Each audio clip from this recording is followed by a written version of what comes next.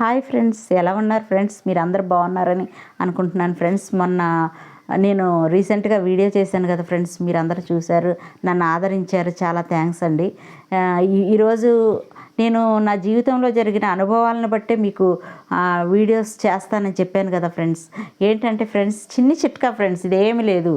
నాకు మొన్న ఒక వారం క్రితం పంటి నొప్పి వచ్చింది ఫ్రెండ్స్.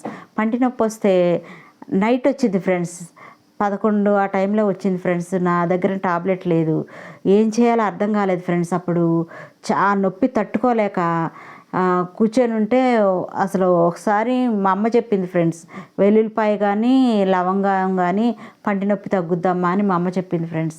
అప్పుడు ఏం చేశానంటే ఫ్రెండ్స్, వంటగదిలోకి వెళ్ళి ఆ యొక్క లవంగాన్ని తీసుకొని దాన్ని పొడిలాగా చేసి ఆ పొడిని ఆ పంటి మీద పెట్టుకున్నాను ఫ్రెండ్స్.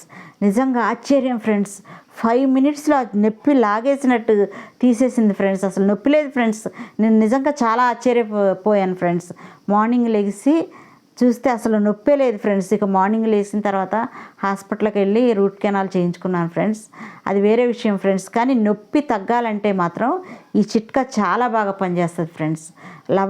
లవంగమే నాకు తెలుసు ఫ్రెండ్స్. వెల్లుల్లిపాయ అని నేను చెప్పను ఫ్రెండ్స్, ఎందుకంటే నేను వాడలేదు ఫ్రెండ్స్. లవంగం మాత్రం బాగా పనిచేస్తుంది ఫ్రెండ్స్. సడన్గా మీకు ఏదైనా అవసరం అయితే ఈ పంటి నొప్పితో బాధపడేవాళ్ళు ఈ చిట్కాని పాటిస్తే మీరు ఉపశమనం పొందుతారు ఫ్రెండ్స్.